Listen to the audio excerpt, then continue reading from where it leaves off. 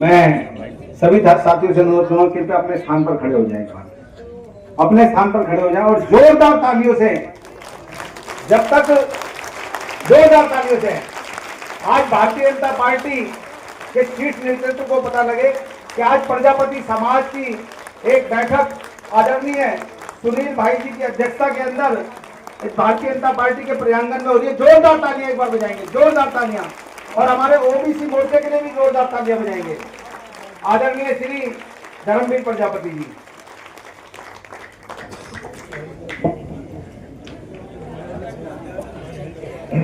आज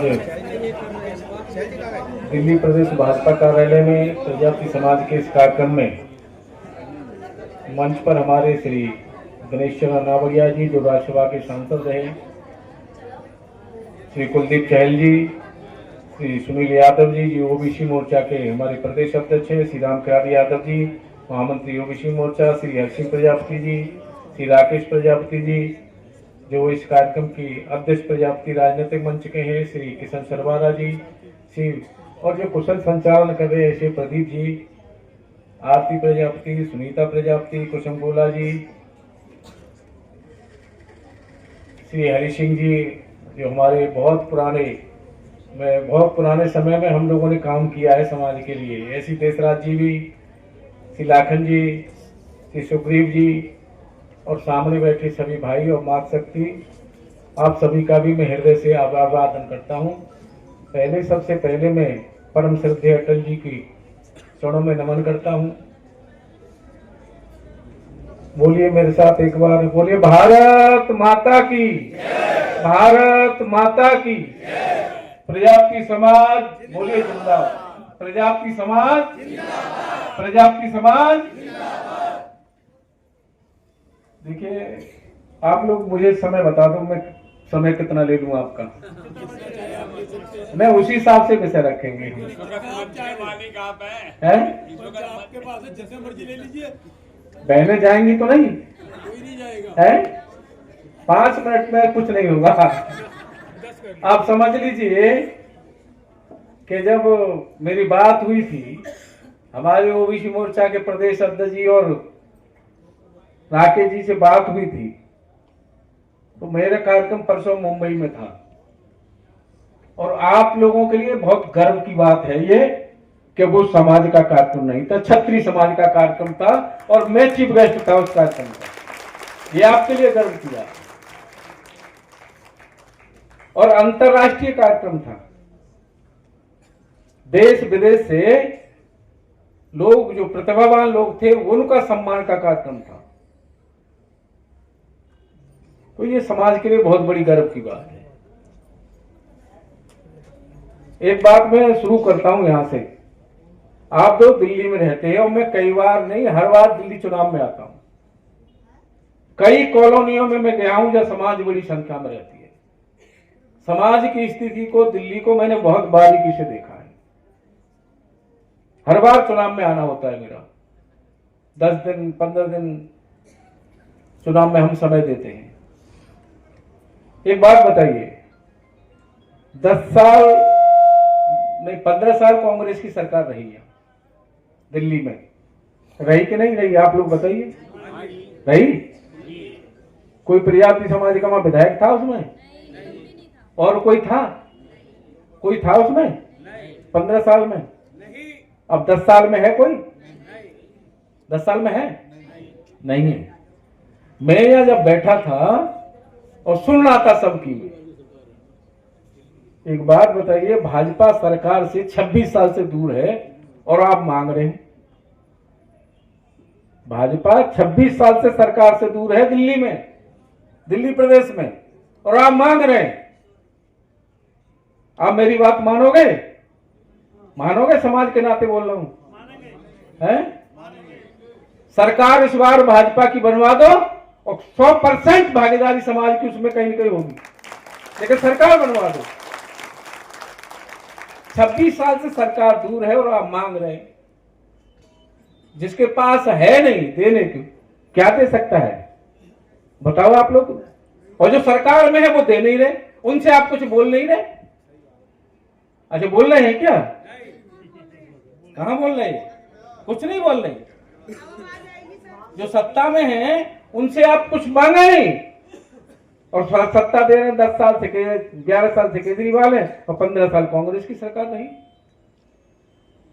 अब मैं बताता हूं भाजपा जरूरी क्यों है, ये मैं बताना चाहता हूं। मैं जब राजनीतिक क्षेत्र में नहीं था, सामाजिक क्षेत्र में था, लेकिन सामाजिक क्षेत्र में जब काम करते करते समाज की जब समस्याएं आती थी उस समय हम कमजोर दिखते थे। तब हमें लगा कि राजनीति बहुत जरूरी है, राजनीतिक ताकत होगी तब समाज की मदद कर पाएंगे। ये तब मन में आया हमारे में जब समस्याएं आई सामने। फिर हमने विचार किया तो राजनीति में जाए तो जाए कहां। मंथन किया और मंथन करते करते सबसे पहले कांग्रेस पर मंथन किया हमने। लेकिन आप लोग बताइए, कांग्रेस पार्टी सत्ता में आ जाए तो कांग्रेस पार्टी के गांधी परिवार के अलावा कोई दूसरा व्यक्ति प्रधानमंत्री बन सकता है? और बनेगा तो रिमोट रहेगा उनके हाथ में, जैसे मनमोहन सिंह जी रहे। कर सकते थे क्या कोई काम? नहीं कर सकते।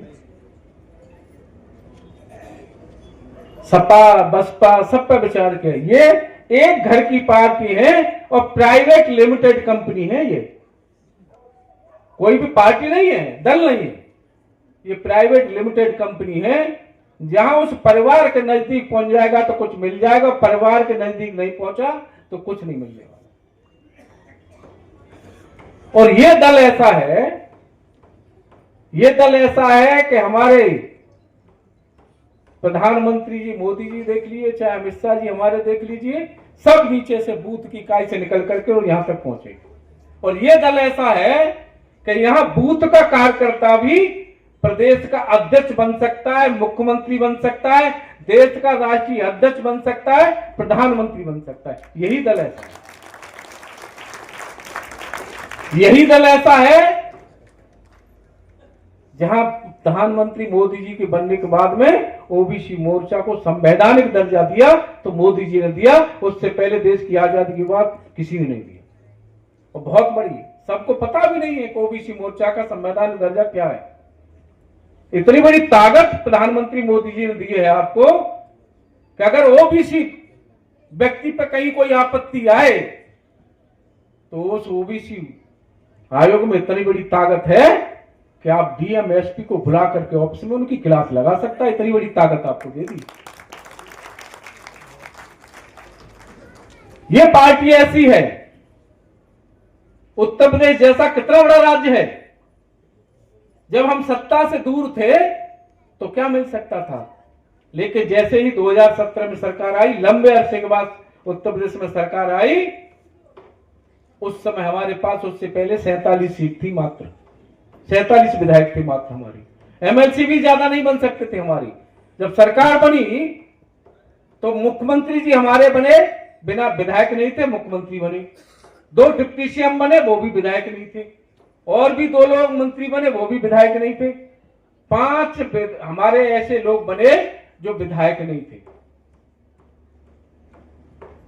और 5 लोगों को एमएलसी खाली कराई, तब वो एमएलसी बने, तब वो सरकार में रहे। लेकिन सरकार चाहती थी कि प्रजापति समाज के व्यक्ति को खाली न रखा जाए। एमएलसी की सीट खाली नहीं थी तो पार्टी ने मिट्टी कला बोर्ड बना करके उसका चेयरमैन हमें बना दिया, और घर से बुला करके, मांगा नहीं, घर से बुला करके।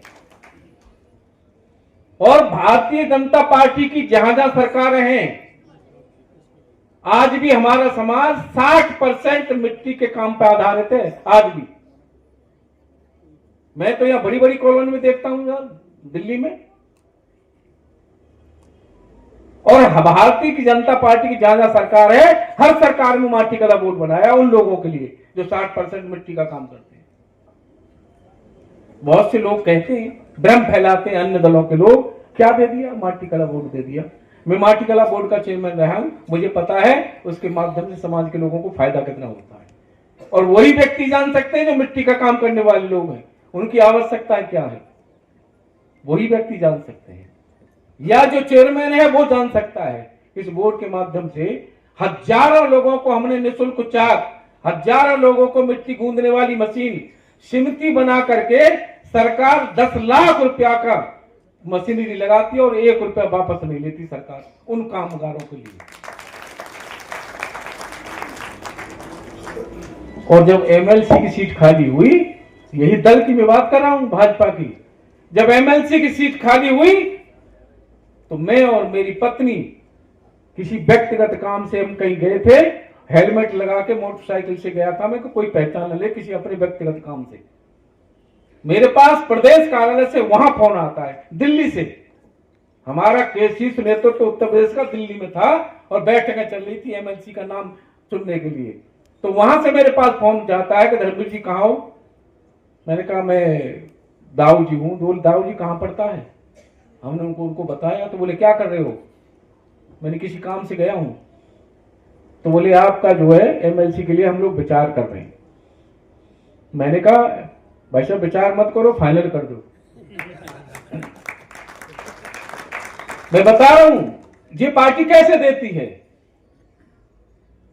फिर हम वहां से चले और घर की रास्ता हमारी 20 मिनट की थी मात्र।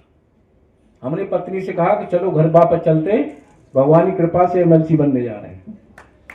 10 मिनट बाद दोबारा फोन आया कि धर्मवीर जी आपका नाम हमने कमेटी में दे दिया है।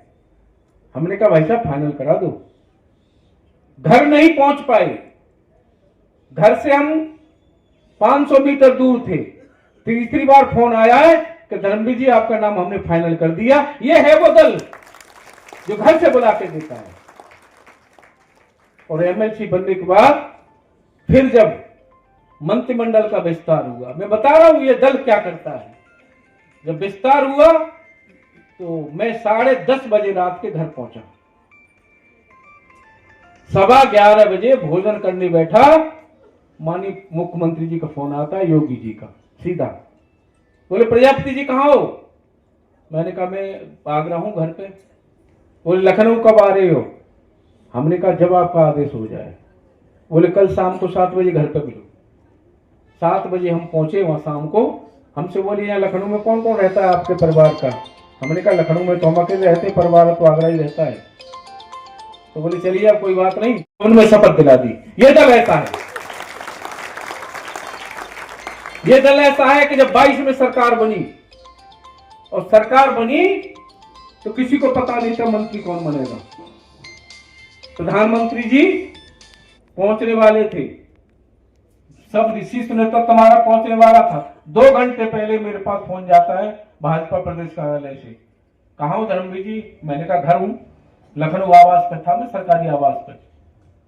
उन्होंने कहा टीवी में देखते थे, अखबारों में देखते थे कि करोड़ों रुपए लगाया उस बंगले में, करोड़ों रुपए। और इतना बड़ा बंगला तो प्रधानमंत्री का भी नहीं होगा, इतना बड़ा बनाया। और कहता था हम आम आदमी हैं, सड़क छापा आदमी। आधी सरकार जेल में चली गई भ्रष्टाचार में। वो किसका पैसा है। आप लोग जो टैक्स के रूप में देते हैं वो पैसा आपका है। केजरीवाल अपने घर से नहीं लाए पैसा, जो राजशाही जीवन जी रहे थे।